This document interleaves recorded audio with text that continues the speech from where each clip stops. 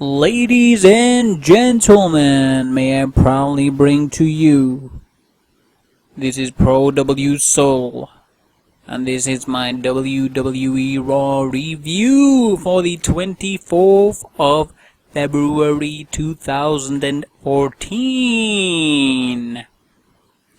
Okay, so there's a lot which happened in Raw on the 24th, obviously. And all I can say right now is OMG! The red and yellow is back! Brother! So what you gonna do, brother? When the red and yellow is gonna be hosting WrestleMania 30, brother? What you gonna do? I'll tell you what I'm gonna do. I'm gonna damn watch it, damn, brother. Oh yeah! No, that's Macho Man. That's right. I forgot. Anyway, brother! It was so good to see Hulk Hogan back. It was so damn nostalgic. The thing is, it was just like watching E.T. No, I'm only joking. It was such a good feeling to, see the old daddy of, the old grandfather of wrestling, the guy who kind of solidified of everybody's mentality of what a wrestler is. It's the guy with the yellow trunks, and he has hair, but he's a bit bald on the top.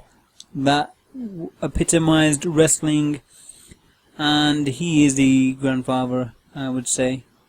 Obviously, Nature Boy, Bruno Sammartino. Sorry, I don't know if it was that guy, but there's a lot of other guys in the olden era, Gorilla Monsoon, a lot of the other guys who paved the way, but let's be truthful, when it comes to sports entertainment, when it comes to WrestleMania, when it comes to professional wrestling as a whole, and an industry which is defined and into the mainstream, you have to say, it was Hulkamania, brother, and it was good to see him back. And even though it was only for 10 minutes, it was a good, nice little intro. It was a good little feeling. It was a shame it was only 10 minutes. It should have been longer because it was Hulk Hogan, man. Hulk Hogan! Sure, he's made mistakes and all kinds of stuff in his personal life, etc. But as a professional, in terms of his work, you can't help but admire his work. As a in his personal life, I don't want to even go there, to be truthful. So, on to the show, because that's exactly what was going on. It was WWE Raw, wasn't it? Well, quite frankly, the only thing that happened straight away after that, they had a really good which was like second. It was the Elimination Chamber rematch for Batista versus Alberto Del Rio. Clearly, we all knew that the match itself in Elimination Chamber was completely messed up. If everybody doesn't know the result, I'm not going to say the result because in the Elimination Chamber, but let's just say this: it was absolutely horrible match. Everybody was chanting everybody else's name in the arena simply because they were just bored of the match. No one really wanted to know about it, and everybody's actually sick of Batista at this present time. And that's exactly what actually was showing. And they wanted to, in my opinion, it looked like the WWE, they basically tried to get Batista back in the forefront and maybe try to redeem himself in the light of as a babyface. But to be truthful, when he faced Alberto Del Rio, Randy Orton came out and basically cost him the match because Alberto Del Rio did a inside cradle. And, he did a cradle from behind and counted him 1, 2, 3, causing him to lose the match. Now, with doing that, Randy Orton basically, in his promo, just basically said it like it is, saying that, quite frankly, Batista, you've come back, and it's not gone the way that you wanted it to, is it? Because, to be truthful, no one's really happy that you're even back. And to be truthful, it was true, because everybody was cheering that as well. When Randy Orton was saying it, everybody agreed. Why did they agree? Because let's be truthful, it feels like Batista has just come back to use the WWE to promote his film for Guardians of the Galaxy. The thing is, unfortunately, he is not like The Rock, whereas The Rock, he established himself in the WWE, he grew himself in the WWE, he helped other wrestlers to get to another level in terms of entertainment as well, in terms of Hollywood, and breaking into Hollywood, and,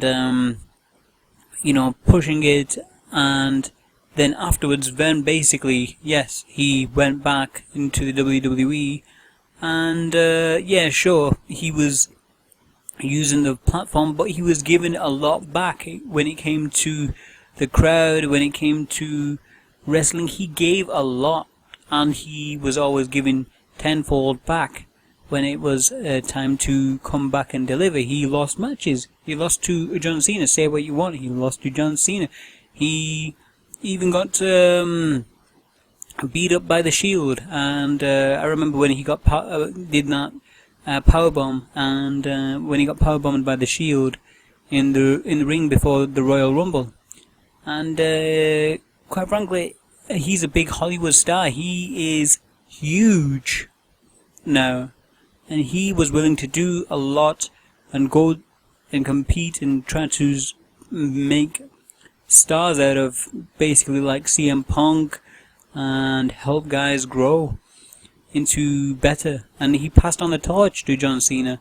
Sure, I don't know what happened straight after WrestleMania 29 on the whole speculation where he didn't inform anybody and he didn't do a good goodbye. He didn't do a good goodbye as well. He didn't even say goodbye to any of the fans, and that is true. He should have at least came on Raw and said, okay, I'm hurt, etc.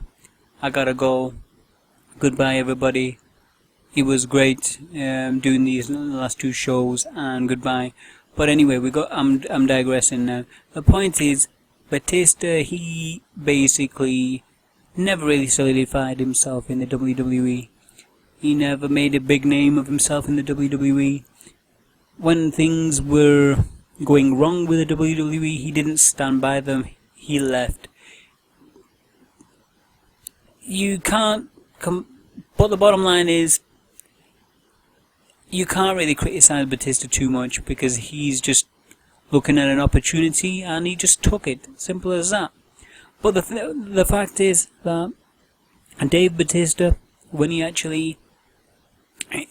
was actually talking to the crowd, he was saying, I love being a wrestler. I don't think it was that word exactly. He said, I love this business. And it sounded so damn fake, and I think everybody in the crowd knew that, and everybody was booing it. Everybody knew he was talking a load of mumbo jumbo. Nobody believed that he loved the business. Everybody knows he's just here for the payday, and just to basically, put reruns in seats, and that's exactly what he's not been doing really. And the thing is, with WWE fans, we're not stupid. We've had guys like Daniel Bryan, CM Punk, John Cena, all the guys in the back working there the hardest to earn the top spot and get better in the industry. And I do agree on some respect that, the part-time wrestlers, they come in and take in their opportunity to main event WrestleMania. And quite frankly, Batista's not such a big draw. If he was a big draw, I would understand. I really would understand. If he was like The Rock, where The Rock is a huge Hollywood star, you gotta make way for him, really, because you are given the opportunity of a lifetime. And he's a former WWE champion as well. Let's not forget about that. And he helped grow the company. Let's not forget about that with The Rock. Whereas with Batista, he never really established himself in the WWE as a big star. He never grew the company. He just rode the wave of success, and when he saw the direction going into the child era as opposed to, wrestling, guys wrestling, he went away. But anyway, I'm going off on one. And now the WWE have decided on SmackDown that he will give another speech to say that his honest opinion regarding to address the crowd, because clearly everybody knows that it's a load of poop what he is saying in terms of, I love wrestling, I'm here, and deal with it, I'm gonna win the title, and deal with it. Come on, man, Batista. We've been dealing with it, and we're sick of it, to be truthful. But I can't blame you for taking this opportunity. If someone handed anybody an opportunity like this to come out and main event WrestleMania, you'd bloody well take it, wouldn't you? And then, just because you've got a movie deal of Guardians of the Galaxy. Anyway, that is my enough of that segment. Now we have Cesaro. Now Cesaro versus Big E Langston. Now this match was a good match. Just like last week when Cesaro was facing John Cena, Cesaro decided to fight again with the same pace, same tenacity against Big E, and the good thing was Big E was competitive as well. He was like, no, I'm a big draw as well. I'm going to show you lots and lots of moves. I'm going to basically pick you up and do backbreakers 3 times and then chuck you on the damn canvas. And do lots of, do the gorilla press as well, and do all kinds of other high-powered moves. And that's what Big E did. And it was good to see that this good little competition between the guys, because we've been missing a lot of good action when it comes to wrestling, and it's about time we've seen it. But Cesaro, amazingly, he's got great strength, great internal strength in my opinion, and he did tilt-a-whirl. He did so many maneuvers, such as basically tilt-a-whirl backbreaker. He power slammed the guy, which almost landed Biggie Langston on his head. He did a body lock. He does, the body lock where he grabs them by the waist and twists them and slams them at the back on the canvas. He did that. He chucked Biggie Langston in the air and did the uppercut as well. And he even did the roundabout thing that he does, that spinning thing what he does, and he did that, and he did that for 10 times, and quite frankly, considering the fact that he fought in the Elimination Chamber, and now he's come on Monday Night Raw and he did all that against Biggie Langston, you've got to give Cesaro a big push. Now during the match, obviously, Jack Swagger suddenly just decided to intervene in the match because Big E clotheslined Jack Swagger outside the ring, and he caused him. So Jack Swagger basically caused a disqualification to Cesaro. Now this is going to be the opportunity, in my opinion, that Cesaro is going to end up splitting with Jack Swagger, and Zeb Coulter is going to basically manage Cesaro, and that'll be perfect, I think. Hopefully he gets the push that he deserves. I'm sure he can handle it. He can be a great heel, in my opinion. And his wrestling ability is brilliant. Absolutely brilliant. If he can't make it big in the WWE, he should just go and do MMA. The guy has got a whole load of talent, and when he hits like a truck. And my gosh, considering his size and the way he was manhandling Big E, it was bloody brilliant. It was good to see. It's good to see good old-fashioned wrestling. Now John Cena, he came out. he talked a lot of smack for some apparent reason. I don't know whether he talked to Hogan in the back or something and lost his marbles and just decided to go, hey, you know, I'm gonna do what Hulk Hogan did, man, and lost his mind. But it seemed like he really was overreacting. It was a bit of a lame promo, really. The crowd was cheering, weren't really cheering at all, and he was like thinking that, yeah, they're cheering. No, they're not cheering. But then he said that everybody's got to go through me now, the new generation. This is a new start of a new era in the WWE. So all the new guys are got to go through me to get to the top. And he called out the Wyatts. What the heck?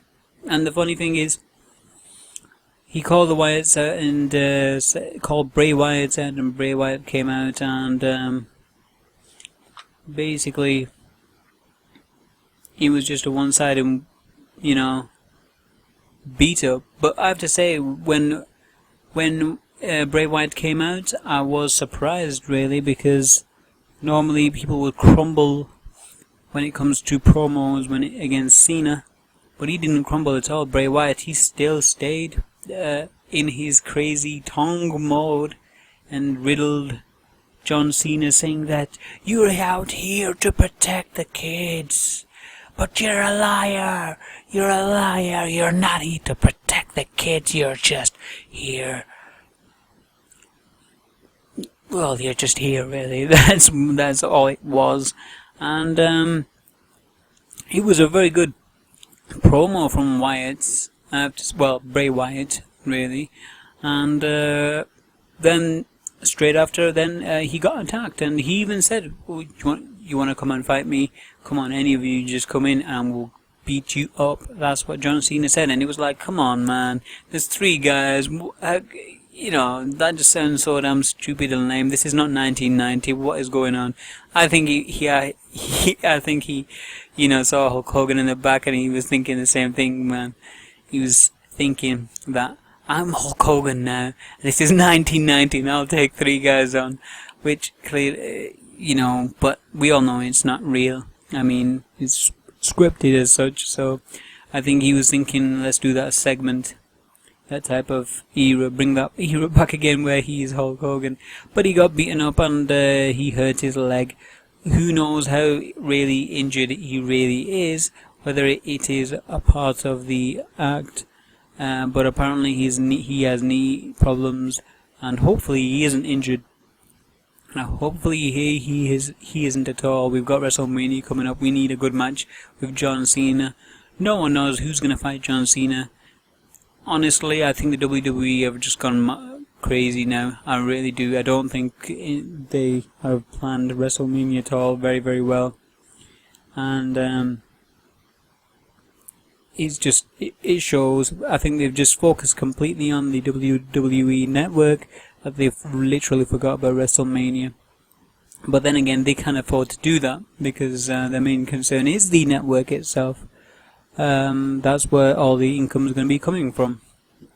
WrestleMania is just one event, and they don't have The Rock to basically headline it. They've got Batista, but Batista's really not an established superstar, especially in Hollywood. Sure, he's got the role for Guardians of the Galaxy, but, well, he's riding on that success to maybe bring him to the top, but really, he doesn't do much in that role anyway. He's going to be a quiet guy who's going to beat up people, which doesn't take much acting involved. But anyway, that's another story. Okay, so Christian then has now decided to face Sheamus, and he's become a really good heel, and he's been talking a load of smack, and clearly, in my opinion, I think everybody knows that his contract is coming up, and he's thinking they're going to get rid of the WWE, are going to get rid of him because he's not bringing in the cash what the WWE need, and he's not much of a big star. So I think he is worried, and this is the reason why he's been talking a lot of smack on the roster. And basically during the match, what I do have to say was what I found really funny was when Jerry the King Lawler was speaking about the colour and the complexion of Sheamus, and then JBL decided to say that Christian, what colour is he? Some type of yellow, some type of green, and what kind of, it's just not normal, and and it was a very bizarre thing to say, and Michael Cole was saying the same thing, like, what's going on? Have you got lost your mind, etc. It was, if you're gonna watch it, the actual show, you'll just do listen to the conversation during that match, because you can't really concentrate on the match due to Michael Cole and JBL talking about Christian and Sheamus. But anyway, Sheamus won the match by Brogue kicking his head off, more or less. Christian's head off when Christian jumped off the top rope and landed into his foot, and that was the end of the match. Anyway, that was about it, really. During the match, there was a really bad segment where Christian hit his head on the ring post and he went face first.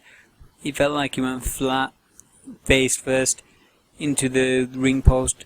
But the thing with Christian is he is such a trooper. He can take a whipping. That is for sure. He can take a whipping and keep on ticking. There ain't no doubt about that, my friends. Now on to the next match. Well, it started with a big intro, really, where Triple H and Stephanie McMahon were asked by the announcers that, oh yeah, this is a new day, a new dawn of a new era, how do you feel? And they were getting interviewed, and then Daniel Bryan decided to interrupt that and saying, you screwed me over, man, you screwed me over, Kane did this, you want to fight me, you should fight me, I'll fight you at WrestleMania. And then Triple H said, hey man, didn't we discuss this before? I won't fight someone in a B player in WrestleMania. There's no way. I'm only going to be fighting an A player, not you. And to be truthful, I'm sick of his damn storyline. I don't know about you guys, but I am totally sick of it.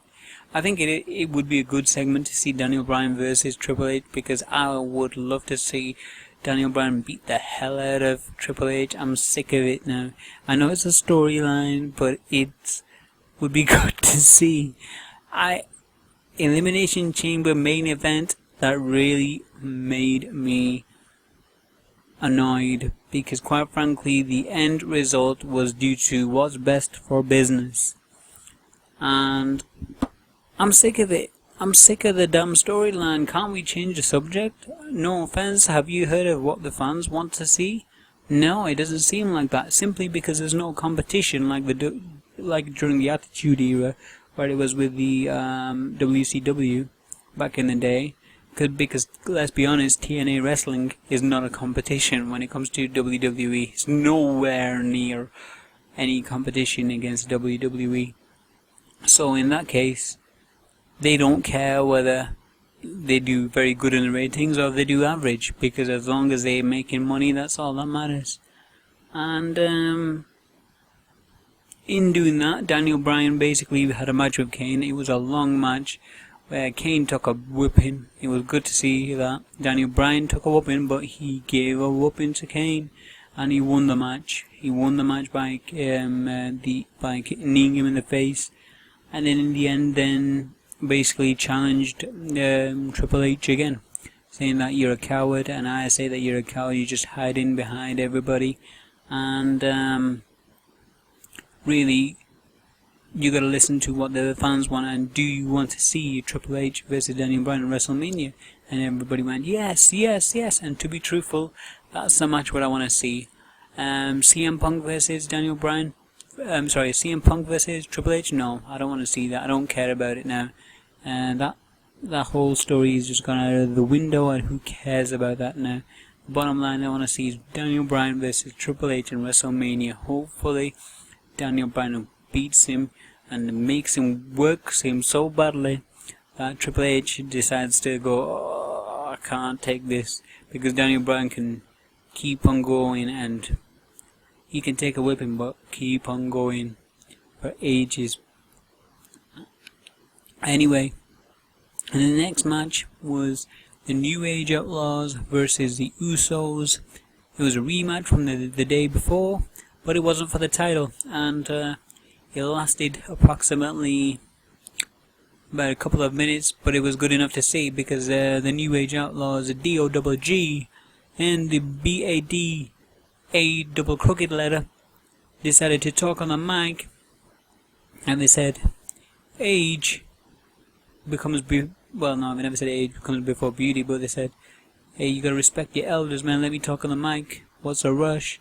And he started talking on the mic. Suddenly out of nowhere, he got super kicked by one of the Usos, and the other Uso decided to splash the actual Road Dogg and win the match. And the funny thing was, the crowd actually went crazy for New Age Outlaws. So what I'm happy to see is that the New Age Outlaws have still got a big crowd behind them, and people still want to see them, and hopefully they will still be here after WrestleMania for a while. I really do hope so, because well, it's good to see them back, and they can still wrestle as well, so why not have them back? I mean, they're not like they're not out of date, that's for sure.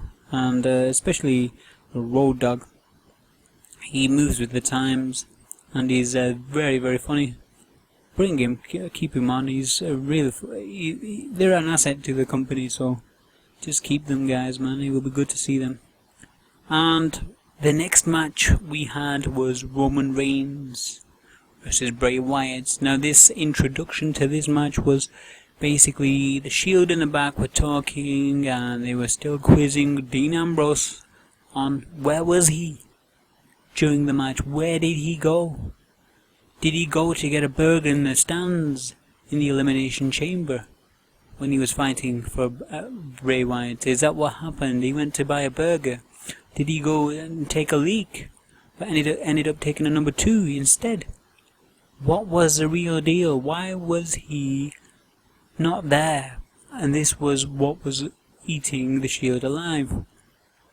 And then out of nowhere, the Wyatts came, and then the Wyatts basically faced up to the Shield, and Roman Reigns said, hey man, why don't you move your little boys behind, leave your family behind, and I'll leave my wolves behind, and we go one-on-one tonight. And then Bray Wyatt went, yeah! As usual.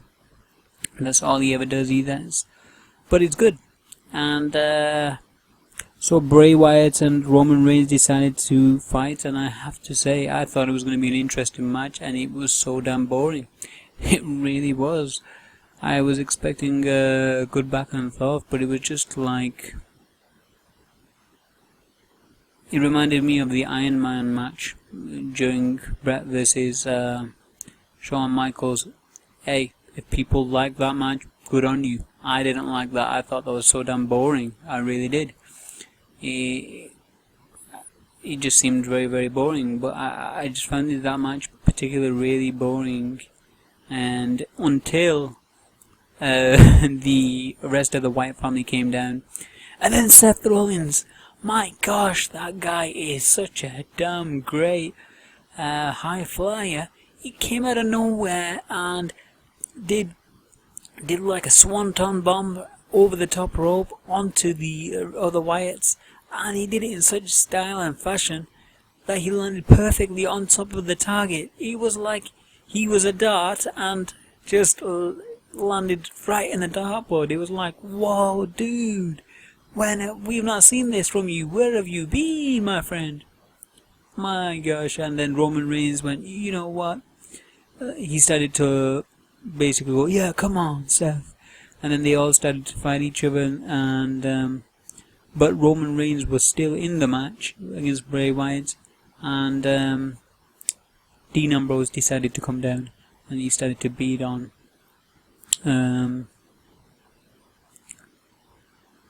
who did he decide to beat? Sorry, yeah, he was, he decided to beat on the other Wyatt guys, Wyatt family people, and clearly, then straight afterwards, he jumped in the ring and decided to beat on Bray Wyatt and cost Roman Reigns the match. So let's be clear on this. This is what's actually happening. It's the same thing with Jack Swagger. Because Jack Swagger was jealous, so he decided to beat on Biggie. And the same thing happened here, where Dean Ambrose is supposedly jealous of Roman Reigns and decided to beat on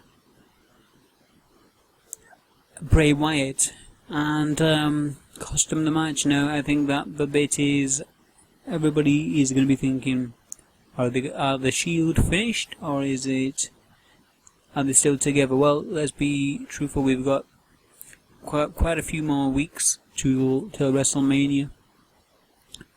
I think until WrestleMania they will be together, and after WrestleMania it will end.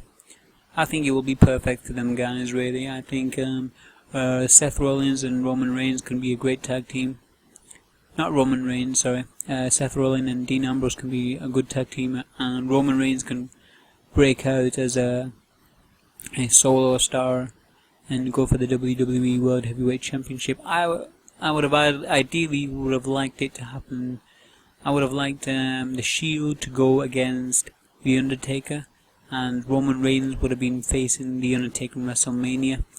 Therefore, and then during WrestleMania match, something happened where Dean Ambrose interrupts and causes, some mess up of the match for against The Undertaker, and Roman Reigns gets tombstoned, and that would be the end of the match. But the next bit in WWE Raw just messed my whole plan up. It was when Brock Lesnar came out with Paul Heyman, his advocate. And Paul Heyman basically said what I was thinking.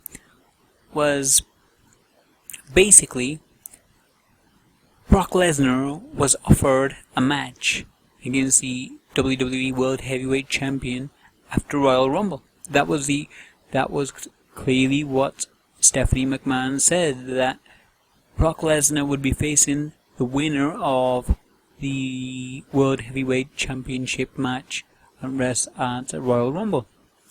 What has happened? You've got Randy Orton versus Batista, where nobody really cares about that match. Nobody cares. I mean, if you care, it might be okay match, but let's be truthful, it is not going to be good. No one really has any real, true interest in that. And I think everybody realizes that. That's the thing. But Brock Lesnar wasn't happy. And he said that he wants to fight for the championship. Otherwise, he doesn't want to fight any random Tom, Dick and Harry on an open contract, which was supposedly now offered from Stephanie and Triple H. So he and Paul Heyman declined their offer. And as they declined the offer, guess what? The lights went down. Oh yes! The Undertaker is back. Dum da dum. Yep, The Undertaker is back. Who would have thought Brock Lesnar would be facing The Undertaker? To be truthful, I really didn't think that would happen, because I really thought them two guys hated each other. If you actually watch the Ariel Helwani interview you can actually watch it with both, with Brock Lesnar and with The Undertaker. They don't actually like each other in real life. Maybe they've settled their differences. Hey, I guess time's a healer, isn't it? But threw me off, really did. I didn't expect that, that's for sure. And to my surprise, I was actually happy. It will be a good main event, hopefully, because simply they'll have been planning their match on what's going to be happening for a while. and they've got another 4 weeks to prepare for the match. So, all in all, it was good to see The Undertaker back, and The Undertaker basically chokeslammed Brock Lesnar through the table. And it was good to see a good ending to the actual show. Overall, was it a good card for the WWE Raw? Yes. As far as the future of what's going to be happening in WrestleMania, I don't think the WWE cares at present. I think they're just playing it by ear, and whatever fits, fits. Whatever doesn't fit, who cares? I don't think, I think this push with Cesaro, it's not going to be big, in my opinion. I think what they could have done with Cesaro is basically, they shouldn't have solidified the titles. They shouldn't have made the titles into one complete title. And they should have kept these titles the same, the way where they've got the World Heavyweight Championship and the WWE Championship. They should have just kept it the same way, and they could have made Cesaro maybe fight for the belts and give him the push. That would have been ideal. Now you've boxed a lot of wrestlers into the corner, and not only that, you've got one hell of a boring match for your main event at WrestleMania, which is Batista versus Randy Orton. No offense, Batista, his wrestling matches, this is just my opinion, I don't enjoy them. He's not as good as a talented wrestler as many other wrestlers are out there. Randy Orton, he's a great wrestler. Hopefully he can work the match and make it really good. But I don't think him and Randy Orton will gel in terms of their match. And I think it's going to be a boring match. Not only that, the trash talking between them two guys, it's pants. It really is. All Batista says is, deal with it. He's saying that to the crowd, and he's saying that to Randy Orton. That's it. He's just saying, deal with it. This is professional wrestling. I mean, okay, deal with it. End of conversation, I guess. So, overall, for the main event, they've messed it up. Maybe in the future they might get better, but at present, I really don't know. What are they going to do with the Ultimate Warrior? Are they going to do anything with him? Are they just going to give him the Hall of Fame thing? That's just ridiculous. They should give him a segment of WrestleMania. I really do think that. I think, sure, they've got the Hulk Hogan doing his hosting bit in WrestleMania, but come on, give the Ultimate Warrior a little segment where he can come out and just clothesline a few guys, or some guys getting screwed over or something like that, and then the Ultimate Warrior just comes out of nowhere and just clothesline them guys, and gorilla presses someone, and that will be a good little segment. Hopefully there might be something like that. They've got to do something. I think they don't. Sure, they've got Hulk Hogan and great stuff on that, but I think they need to work a lot more closer with the Ultimate Warrior. As far as Sting is concerned, no one really knows. I think they have signed a deal with. I'm not too sure really, but if they have signed a deal with Sting, and they're gonna do the deal with him in WrestleMania 31. I think they need to respect Sting. Sting is one hell of a great wrestler, one of the best of all time, easily in my top 10 of greatest of all time. Well, I'm not too sure. I'll have to look it up back again. But bottom line, he is great as a wrestler, and don't disrespect him, and you've got to give him his big spot on the card of WrestleMania 31, but that's another year away. But regardless, you've got WrestleMania 30. Hopefully they don't mess it up with the Ultimate Warrior. And, it's going to be an average WrestleMania, I think, that's for sure. But in terms of the future, I think, of the WWE, I think it's uncertain. I don't know what they're doing. I don't think they know what they're doing.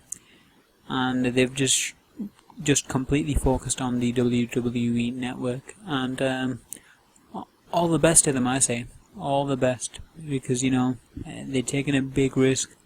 And good on, I mean, all the best. I hope them all, wish them all the best.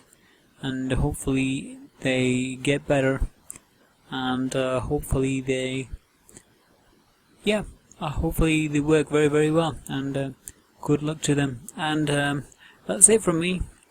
Thank you for viewing this, listening to this. Thank you for that. Please like, subscribe, comment, the full caboodle, everything. Thank you again for viewing this and listening to this. Please share this. Like, subscribe. Just said that, repeated that twice now. But anyway, thank you again. Peace out, everybody. Peace!